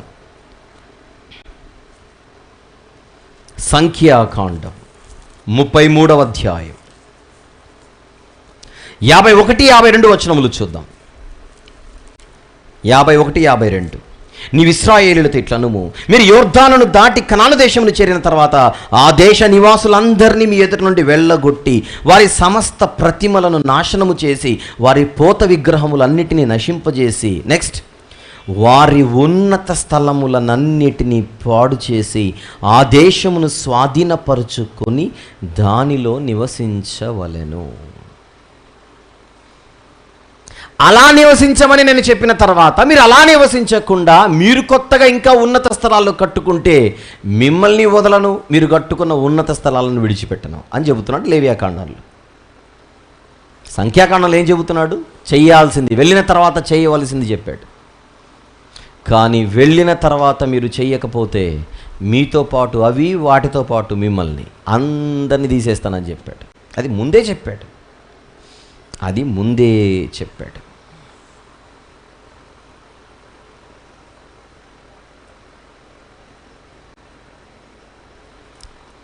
ఎవరికైనా అవగాహన లేకుండా, ఎవరికైనా ఉన్నత స్థలాలంటే కేవలం కొండల మీదనే ఉంటాయి అని చెప్పే ప్రయత్నం చేసి కొంతమందికి హాఫ్ నాలెడ్జ్ ఏదో మాట్లాడేస్తుంటారు. అలాంటి వాళ్ళు మిమ్మల్ని ఇబ్బంది పెడితే ఎప్పుడైనా దీని గురించి వాళ్ళ కోసం ఒక చిన్న రెఫరెన్స్ రాసేసుకోండి. కొండలు వేరు, కొండల్లో కాకోకుండా ఉన్నత స్థలాలు సపరేట్గా చెప్పబడిన ఒక వచనాన్ని చూద్దాం. రాజుల 2వ గ్రంథం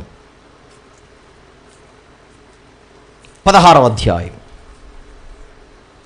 రాజుల 2వ గ్రంథం 16వ అధ్యాయం 4వ వచనం చూద్దాం. 4 మరియు అతడు అంటే ఆహాజు ఉన్నత స్థలములలోను కొండ మీదను సమస్తమైన పచ్చని వృక్షముల క్రిందను బలులర్పించుచు ధూపము వేయుచు వచ్చెను. ఎక్కడెక్కడ బలులర్పించేవాడు ఆహాజు? ఎక్కడెక్కడ ధూపాలు వేసేవాడు? కొండ మీద చేసేవాడు, ఇంకా ఉన్నత స్థలములలో చేసేవాడు. కొండ మీద ఉన్నత స్థలంలో సపరేటా? అవును, కొన్ని ప్రాంతాలలో కొండ మీద కాకుండా నేల మీద కూడా ఉన్నత స్థలాలు ఉండేవి. అసలు లోయలో కూడా ఉన్నత స్థలం ఒకటి ఉండేది. దానికి కూడా వచనం చూద్దాం. ఒకటి ఇర్మియా గ్రంథం 32వ అధ్యాయం, ఇర్మియా గ్రంథము 32వ అధ్యాయం 35వ వచనము చూద్దాం ఒకసారి. ఇర్మియా గ్రంథం 32:35. వారు తమ కుమారులను కుమార్తెలను ప్రతిష్ఠింపవలెనని బెన్ హిన్నోము లోయలోనున్న బయలునకు బలిపీఠములు కట్టించిరి. లోయలో బలిపీఠాలు. తెలుగులో బలిపీఠం అన్న పదానికి ఇంగ్లీష్లో హై ప్లేస్ అని ఉంటుంది. బలిపీఠంని ఆల్టర్ అని అనాలి. మరి బలిపీఠం ఎక్కడో ఉండదు, ఉన్నత స్థలం పైనే ఉంటుంది. చెప్పానుగా, ఒక స్టేజ్ లాంటిది ఏర్పాటు చేసి దాని మీద బలిపీఠము కట్టి దాని పక్కన ఒక రూపాన్ని పెట్టుకొని ఆ రూపాన్ని దేవునిగాను దేవతగాను భావించి దానికి వీరు బలులు అర్పించేవారు. అందుచేత బలిపీఠం అనగానే ఉన్నత స్థలం వేరు, బలిపీఠం వేరు అని మీరు వెంటనే వాటిని డివైడ్ చేసి ఆలోచించకండి. ఒక ర్యాంప్ లాగా ఏర్పాటు చేసి దానిపై ఒక ఎత్తైన స్థలంలో బలిపీఠం ఏర్పాటు చేసేవారు. చూస్తున్నాంగా, ఉన్నత స్థలముల మీద బలులు అర్పించే అన్యుల ఆచారం అది. అయితే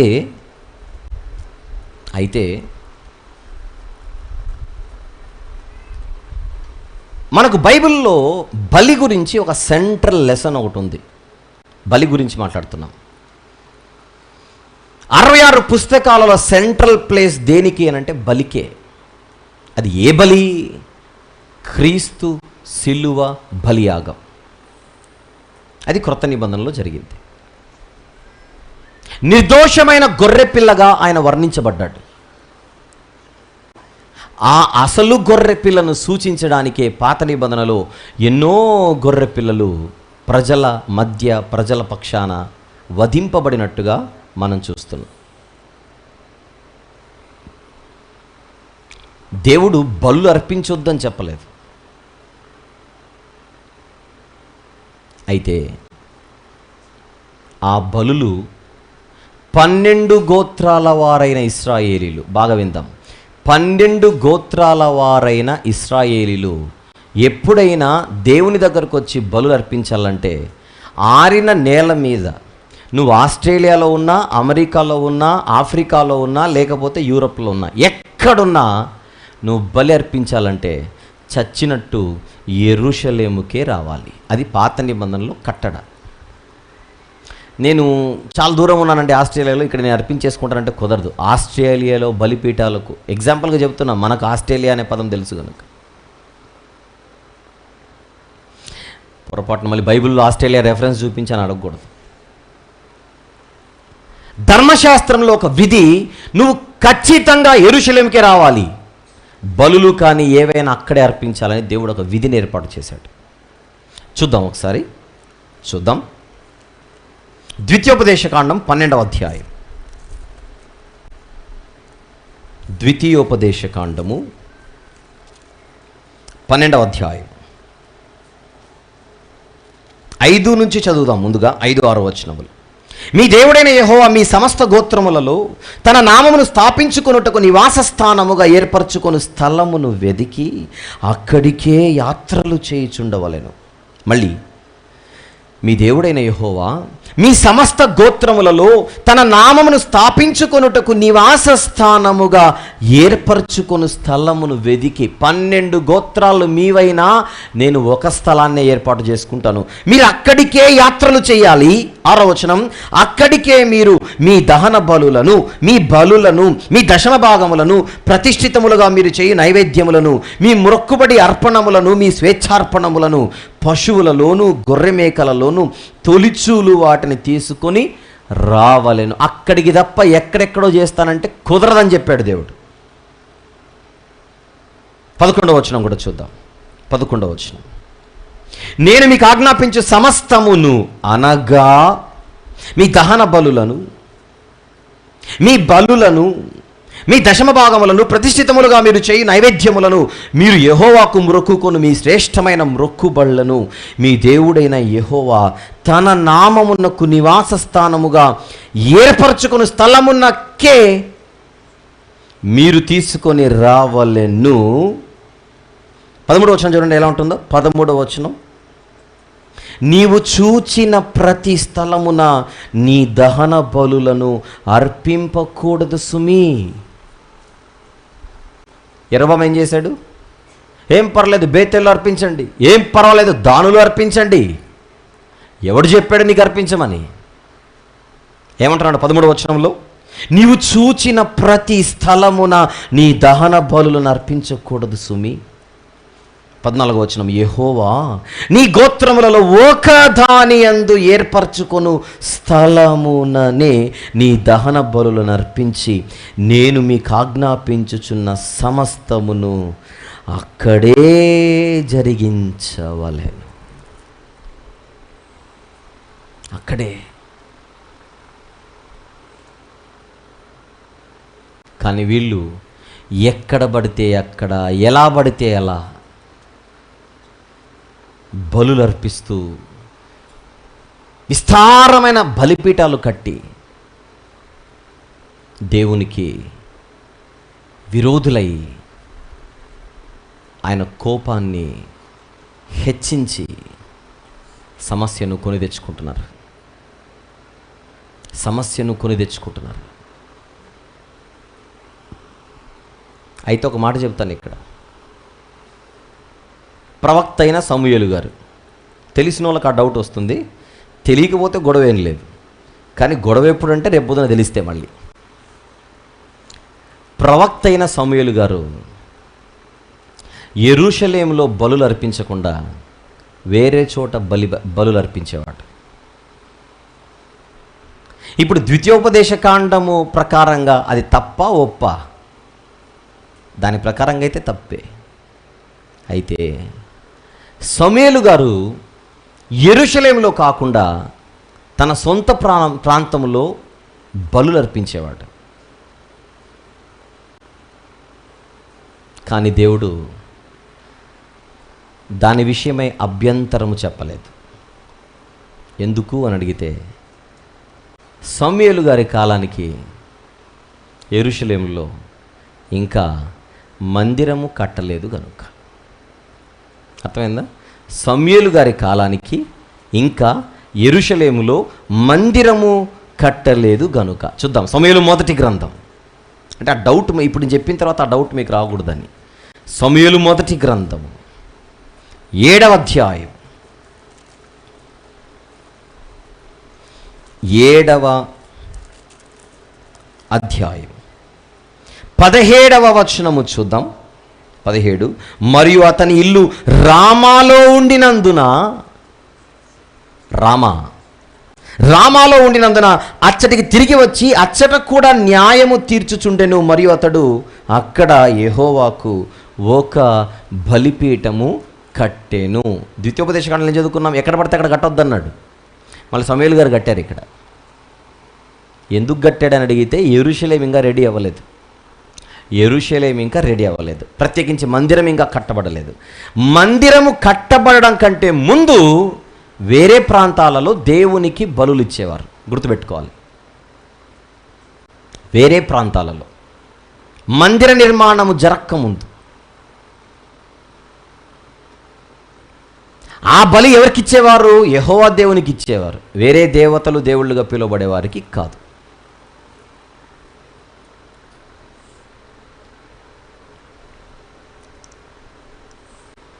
సొలొమోను మందిరం కట్టింది ఆయన. మందిరం కట్టింది ఎవరు? సొలొమోను. కానీ మందిరం కట్టక ముందు సొలొమోను కూడా బలులు ఇచ్చేవాడు. ఎక్కడో చెప్పనా? గిబియోను అనే ప్రాంతంలో. గిబియోను అనే ప్రాంతంలో ఉన్నత స్థలాలకి గిబియోను ఒక ముఖ్య పట్టణంగా ఉండేది. చూద్దాం, రాజుల మొదటి గ్రంథం 3వ అధ్యాయం. బాగా చూద్దాం, మంచి వచనం ఇది. రాజుల మొదటి గ్రంథం 3వ అధ్యాయం 2వ వచనము నుండి చూద్దాం. 2. ఆ దినముల వరకు యెహోవా నామమున కట్టింపబడిన మందిరము లేకపోగా జనులు ఉన్నత స్థలముల యందు మాత్రము బలులను అర్పించుచు వచ్చిరి. అంటే మ్యాటర్ అర్థమైందా మీకు? యెరూషలేము ఇంకా రెడీ అవ్వలేదు కనుక ఎక్కడ వీలైతే అక్కడ ఉన్నత స్థలాలు కట్టుకొని అక్కడ దేవునికి బలులు అర్పించేవారు. స్థలం ఇంకా సిద్ధపరచబడలేదు కనుక దాన్ని దేవుడు కొంచెం యాక్సెప్ట్ చేశాడు, ఫుల్గా కాదు, కొంచెం. 4వ వచనం, గిబియోను ముఖ్యమైన ఉన్నత స్థలమై ఉండెను గనుక బలులు అర్పించుటకై రాజు అక్కడికి పోయి ఆ బలిపీఠము మీద 1000 దహన బలులను అర్పించెను. ఎక్కడా? గిబియోనులో.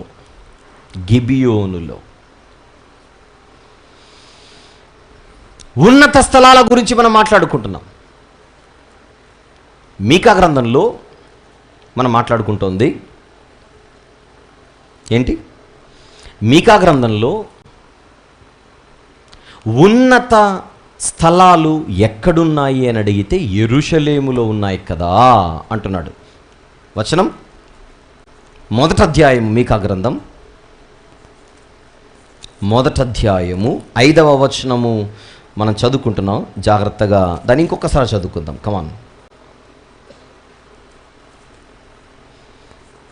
మీకా గ్రంథం 1వ అధ్యాయం 5వ వచనం, యూదావారి ఉన్నత స్థలములు ఎక్కడివి? యెరూషలేములోనివే కదా అంటున్నాడు. ఎక్కడ పడితే అక్కడ ఉన్నత స్థలాలు కట్టుకోవడానికి వీలు లేదు అని చెప్పిన దేవుడు, అని మాట్లాడిన దేవుడు ఈరోజు వారి మీద చేస్తున్న ఒక నేరారోపణ. యెరూషలేము మందిర ఏర్పాటు జరిగిన తర్వాత అక్కడ ఒక ఉన్నత స్థలం ఏర్పాటు చేయబడింది. ఆ ఉన్నత స్థలము మీదనే యెహోవా దేవునికి బలులు అర్పించాలి. కానీ వీళ్ళు ఎక్కడ పడితే అక్కడ, ఎలా పడితే అలా ఉన్నత స్థలాలు కట్టుకుని వాటిపై బలులు దేవునికి కాక ఇతర దేవుళ్లకు, ఇతర దేవతలకు అర్పిస్తూ దేవుని దృష్టికి భయంకరమైన ఘోరమైన పాపులుగా వీళ్ళు మారిపోయారు. ఇంకొక వచనం చూద్దాం. రాజుల 2వ గ్రంథం 17వ అధ్యాయం. రాజుల 2వ గ్రంథం 17వ అధ్యాయం 11, 12 వచనములు చూద్దాం. 11, 12. తమ ఎదుట నిలవకుండా యెహోవా వెళ్ళగొట్టిన జనుల వాడుక చొప్పున, అందరు తీశారుగా, తమ ఎదుట నిలవకుండా యెహోవా వెళ్ళగొట్టిన జనుల వాడుక చొప్పున ఉన్నత స్థలములలో ధూపము వేయుచు, చెడుతనము జరిగించుచు, యెహోవాకు కోపము పుట్టించి చేయకూడదని వేటిని గురించి యెహోవా తమకు ఆజ్ఞాపించెనో వాటిని చేసి పూజించుచుండిరి.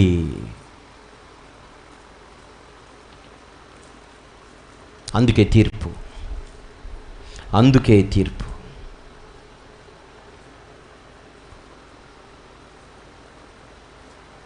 అటు షోమ్రోను వారైనా ఇటు యూదా వారైనా దేవుని మీద తిరుగుబాటు, చెప్పింది చెయ్యకుండా చేయొద్దన్న దానిని చేసి దేవునిపై వారు ఎగరవేసిన తిరుగుబాటు జెండా అది. 5వ వచనాన్ని మనం చదువుకుంటున్నాం. యాకోబు సంతతి వారు తిరుగుబాటు చేయుటకు మూలమేది? అది షోమ్రోనే కదా.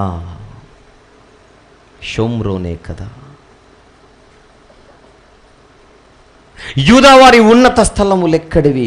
యెరూషలేములోనివే కదా.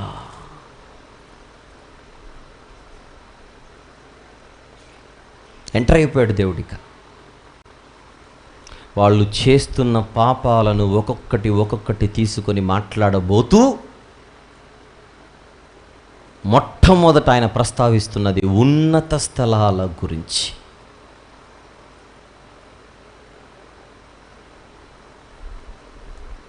ఈ ఉన్నత స్థలాల గురించి మనం ఇంకా ఎన్నో విషయాలు మాట్లాడుకోవాలి. ప్రత్యేకించి దేవునిని ఎక్కువగా ఈ ఉన్నత స్థలాలతో రెచ్చగొట్టిన వాడు ఒకడున్నాడు. దేవునిని ఉన్నత స్థలాలు ఎక్కువగా కట్టించి ఈరోజు ఒక రకంగా దేవుడు వెంటనే నిర్ణయాలు తీసేసుకొని తొక్కేద్దామన్నంతగా దేవునికి ఉగ్రత పుట్టించినవాడు ఒకడున్నాడు. అతని కార్యాలు, అతని క్రియల గురించి